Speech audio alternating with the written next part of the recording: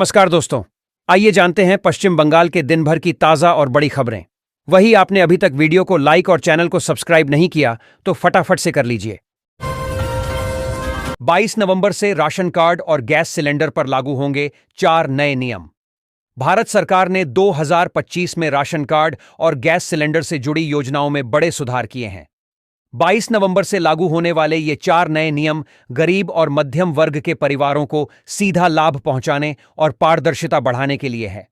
इन बदलावों का उद्देश्य फर्जीवाड़े को खत्म कर असली पात्र परिवारों को ही सरकारी सब्सिडी और राशन का लाभ मिलना सुनिश्चित करना है। इसके अलावा डिजिटल वेरिफिकेशन और आधार मोबाइल लिंकिंग को अनिवार्य किया गया है ताकि राशन कार्ड और गैस सब्सिडी वितरण में धोखाधड़ी न हो। शेरनी कर रही इंतजार, बंगाल में जंगलराज वाले मोदी के बयान पर टीएमसी का पलटवार। तृणमूल कांग्रेस टीएमसी ने शुक्रवार को प्रधानमंत्री नरेंद्र मोदी के इस दावे पर जोरदार पलटवार किया कि बिहार में भाजपा की बड़ी जीत ने पश्चिम बंगाल में जंगलराज खत्म करने का रास्ता साफ कर दिया है। पार्टी ने इसे पूरी तरह भ्रम बताते हुए कहा कि ममता बनर्जी 2026 में कुल 294 में से 250 सीट पर जीत हासिल कर सरकार बनाएंगी। प्रधानमंत्री मोदी ने बिहार चुनाव में भाजपा के नेतृत्व वाले राष्ट्रीय जनतांत्रिक गठबंधन राजग की जीत पर कहा कि जिस तरह गंगा बिहार से बंगाल में बहती है, उसी तरह भाजपा की जीत भी वहां बहेगी। केंद्र सरकार इस कार्ड पर देगी 3,000 रुपये प्रतिमाह पेंशन। सौविक मुखर्जी, कोलकाता। राज्य सरकार से लेकर केंद्र सरकार आम लोगों के बारे में सोचते हुए कई लोक कल्याणकारी परियोजनाएं लागू कर रही हैं और इसी तरह भारत सरकार ने असंगठित क्षेत्र के कामगारों के लिए वित्तीय सहायता और सामाजिक सुरक्षा सुनिश्चित करने हेतु ई-श्रम कार्ड लॉन्च किया। अगर आपके पास यह कार्ड है तो आप 3,000 रुपये प्रतिमाह पेंशन पा सकते हैं। दरअसल यह ई-श्रम कार्ड श्रम एवं रोजगार मंत्रालय द्वारा जारी किया जाता है। यह मुख्य रूप से असंगठित क्षेत्र में काम करने वाले श्रमिकों को वित्तीय सुरक्षा प्रदान करता है। बंगाल के भाजपाई गदगद बोले पूरी तैयारी है, अब बंगाल की बारी है। सागरभांगा एसबी मोड़ पर भाजपा नेता चंद्रशेखर बनर्जी के नेतृत्व में जुलूस निकाला गया, जिसमें बड़ी संख्या में कार्यकर्ताओं ने भाग लिया। इसी तरह दुर्गापुर के मामरा इलाके में भी मंडल अध्यक्ष के नेतृत्व में जुलूस निकला। कार्यकर्ताओं ने ढोल नगाड़ों के साथ नारेबाजी की और एक दूसरे को मिठाई खिलाकर जीत का जश्न मनाया। अंडाल में भी भाजपा कार्यकर्ताओं ने राखाल चंद्र दास के नेतृत्व में विजय जुलूस निकाला और शहरवासियों के बीच लड्डू वितरित किए। भाजपा प्रवक्ता सुमंत मंडल ने कहा कि बिहार की जनता ने विकास के मुद्दे पर भाजपा गठबंधन को स्पष्ट बहुमत दिया है। राशन कार्ड और ई श्रम कार्ड वालों को मिलेगा 20,000 रुपये। यहां से करें आवेदन। केंद्र सरकार और राज्य सरकार की ओर से देश के करोड़ों राशन कार्ड धारकों के लिए बहुत बड़ी खुशखबरी सामने निकल कर आ रही है। अब से सरकार द्वारा राशन कार्ड और ई श्रम कार्ड धारकों के लिए एक योजना चलाई जाने वाली है और नए नियम लागू होने वाली है, जिससे राशन कार्ड धारकों को फायदा ही फायदा होने वाला है। इस योजना के तहत अब सरकार 20,000 रुपये की एक मुश्त आर्थिक मदद, फ्री अनाज, सस्ती गैस के साथ बिजली पानी में भी छूट जैसी अन्य नई सुविधा जोड़ने वाली है। बिहार में तेजस्वी एंड कंपनी का क्लीन स्वीप, पीएम मोदी का अगला लक्ष्य, ममता बनर्जी का बंगाल। पीएम मोदी ने कहा कि गंगा बिहार से बंगाल तक बहती है। बिहार ने बंगाल में भाजपा की जीत का मार्ग प्रशस्त किया है। बंगाल से भी जंगल राज को हटाएंगे। पीएम मोदी ने आगे कहा कि मैं बंगाल के भाइयों और बहनों को भी बधाई देता हूं। अब आपके साथ मिलकर भाजपा पश्चिम बंगाल से भी जंगल राज को उखाड़ फेंकेगी। पश्चिम बंगाल में 2026 में विधानसभा चुनाव होने हैं।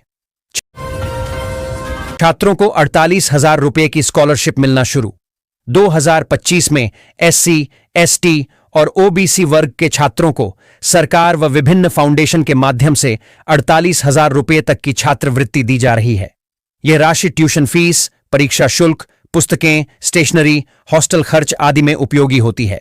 इसके अतिरिक्त कुछ योजनाओं में 60,000 रुपये तक की सहायता भी मिलती है, जिसमें हॉस्टल भत्ते भी शामिल होते हैं। बिहार की जीत हमारी है, अब बंगाल की बारी है। सुवेंदु अधिकारी की इस बात में कितना दम? एनडीए 200 सीटों के करीब दिख रहा है। इस बीच पश्चिम बंगाल विधानसभा में विपक्ष के लीडर और बीजेपी नेता सुवेंदु अधिकारी ने बिहार में बीजेपी की जीत पर बड़ा बयान दिया है। सुवेंदु अधिकारी ने कहा दिया कि एक ही नारा है, बिहार की जीत हमारी है, अब बंगाल की बारी है। उनके इस बयान से पश्चिम बंगाल की सीएम ममता बनर्जी को मिर्ची लग सकती है। इस खबर में समझिए कि बिहार में बीजेपी के बेहतरीन प्रदर्शन और पश्चिम बंगाल में एसआईआर के बाद आगामी विधानसभा चुनाव में क्या बीजेपी और टीएमसी के लिए पिक्चर बदल सकती है। बिहार चुनाव के विजय मंच से बंगाल चुनाव की भविष्यवाणी। मोदी बोले, इस नतीजे ने बंगाल की जीत का मार्ग प्रशस्त किया है। बिहार में प्रचंड जीत के बाद नीतीश कुमार और भाजपा गठबंधन सत्ता में वापसी कर रहे हैं। 243 विधानसभा सीटों वाले चुनाव में वे 200 से ज्यादा सीटें जीतने वाले हैं। लालू यादव तेजस्वी यादव की पार्टी राजद और कांग्रेस के गठबंधन को करारी हार मिली है। चुनाव नतीजे स्पष्ट होने के बाद मोदी ने शुक्रवार शाम दिल्ली स्थित भाजपा मुख्यालय में विजय उत्सव कार्यक्रम को संबोधित किया। अपने भाषण में मोदी ने बिहार में जंगल राज के लिए राजद और कांग्रेस पर हमला बोला और बंगाल का मुद्दा भी उठाया। मोदी ने कहा, बिहार की तरह बंगाल से भी जंगल राज को उखाड़ फेंका जाएगा। बंगाल की दीदी, बिहार के बाद बंगाल। बांग्लादेशियों, रोहिंग्याओं को अब निकलना होगा, केंद्रीय मंत्री की चेतावनी। बंगाल में 2026 में विधानसभा चुनाव होने हैं। पूरे देश में सबसे पहला एसआईआर बिहार में हुआ था। बंगाल में मतदाता सूची का गहन पुनरीक्षण भी शुरू हो गया है। सत्ताधारी दल ने एसआईआर का सीधा विरोध किया है। ऐसे में बिहार में एनडीए की जीत का रुझान निस्संदेह महत्वपूर्ण है। बिहार की जीत की लहर पर सवार गिरिराज ने धमकी दी है कि अवैध बांग्लादेशी और रोहिंग्या घुसपैठियों को बंगाल से भी बाहर निकाला जाएगा। अगला निशाना बंगाल है। जहर पी लूंगा लेकिन इस्तीफा नहीं दूंगा, रविंद्रनाथ। ममता बनर्जी कहेंगी तो हावड़ा ब्रिज से कूद सकते हैं, जहर भी पी सकते हैं, लेकिन जिला अध्यक्ष का आदेश नहीं मान सकता। रविंद्रनाथ घोष ने साफ कर दिया है कि कूच बिहार नगरपालिका के चेयरमैन पद से वह इस्तीफा नहीं देंगे। तृणमूल कांग्रेस उन सभी नगरपालिकाओं के चेयरमैन व डिप्टी चेयरमैन को हटा रही है जहां पिछले लोकसभा चुनाव में पार्टी का प्रदर्शन खराब रहा था। उन्होंने साफ कहा कि वह जिला अध्यक्ष के निर्देश पर इस्तीफा नहीं देंगे। घोष ने कहा कि वह तभी इस्तीफा देंगे जब तृणमूल प्रमुख ममता बनर्जी या प्रदेश अध्यक्ष सुब्रत बख्शी उन्हें सीधे आदेश देंगे। कांग्रेस की हार के बाद तृणमूल कांग्रेस चाहती है भारत की ओर दौड़। राष्ट्रीय विपक्षी राजनीति के संदर्भ में आज आए बिहार चुनाव परिणामों ने तृणमूल कांग्रेस को मजबूती दी है। अगले महीने की शुरुआत में शीतकालीन सत्र शुरू हो रहा है। राजनीतिक सूत्रों के अनुसार ममता बनर्जी की पार्टी इस बार उस सत्र में विपक्षी समन्वय के मुद्दे पर नेतृत्वकारी भूमिका निभाने की कोशिश करेगी। माना जा रहा है कि बिहार में मिली भारी हार के बाद लोकसभा में विपक्ष के नेता राहुल गांधी और कांग्रेस का मनोबल चरम पर होगा। ऐसे में स्वाभाविक रूप से तृणमूल कांग्रेस भारत मंच के अंदर और बाहर जिंजर ग्रुप का नेतृत्व करने में सक्रिय रहेगी, ऐसा राजनीतिक सूत्रों का मानना। दिल्ली से बड़े खेल की तैयारी में शेख हसीना, 4 मुद्दों पर अचानक लिया यू टर्न। बांग्लादेश की अपदस्थ प्रधानमंत्री शेख हसीना बड़े खेल की तैयारी में है। इसका संकेत उनके हालिया 4 यू टर्न से मिल रहे हैं। शेख हसीना ने एक इंटरव्यू में 4 मुद्दों पर अचानक बड़ा यू टर्न लिया है। ये चारों यू टर्न अमेरिका और पाकिस्तान को लेकर हसीना ने लिया है। बांग्लादेश में शेख हसीना के समर्थन अमेरिका और पाकिस्तान को अपना दुश्मन मानते हैं। उनके समर्थकों का मानना है कि अगस्त 2024 में इन्हीं दोनों मुल्कों की वजह से शेख हसीना की सरकार गिर गई। पीएम मोदी के जंगलराज वाले बयान पर टीएमसी का पलटवार, कहा विधानसभा में जीतेंगे 250 सीटें। तृणमूल कांग्रेस ने शुक्रवार को भाजपा के उन दावों पर कड़ा जवाब दिया जिनमें प्रधानमंत्री नरेंद्र मोदी ने बिहार की जीत को बंगाल में जंगलराज खत्म होने की शुरुआत बताया था। पार्टी ने कहा कि न सिर्फ यह दावा भ्रम है बल्कि साल 2026 का चुनाव ममता बनर्जी को चौथी बार सत्ता में पहुंचाएगा। इसके साथ कहा कि ममता बनर्जी ही आईएनडीआईए गठबंधन की सबसे मजबूत नेता हैं और उन्हें राष्ट्रीय चेहरा बनाया जाना चाहिए। टीएमसी प्रवक्ता कुणाल घोष ने प्रधानमंत्री मोदी के उस बयान पर तीखी प्रतिक्रिया दी जिसमें उन्होंने कहा था कि जैसे गंगा बिहार से बंगाल की ओर बहती है। पैसा दो, वोट पाओ। बंगाल, उत्कल और मगध एक सूत्र में। महिलाओं के वोट पाने के लिए चंदे की राजनीति के कारण विकास रुक रहा है। पश्चिम बंगाल में जो लक्ष्मी भंडार है वही बिहार में महिला रोजगार योजना है। ओडिशा में सुभद्रा योजना क्या है? कर्नाटक में जो गृह लक्ष्मी है वही मध्य प्रदेश में लाडली बहन है। महाराष्ट्र में इसे लड़की बहन कहा जाता है। नाम अलग अलग राज्यों में अलग अलग है, लेकिन काम एक ही है, महिलाओं का सशक्तिकरण, यानी महिलाओं के हाथों में नकदी देकर उन्हें सशक्त बनाना। इस समय देश के कुल 12 राज्यों में महिलाओं को आर्थिक सहायता देने की सरकारी योजनाएं चल रही हैं। हर वोट के साथ उस सहायता की राशि बढ़ती जा रही है।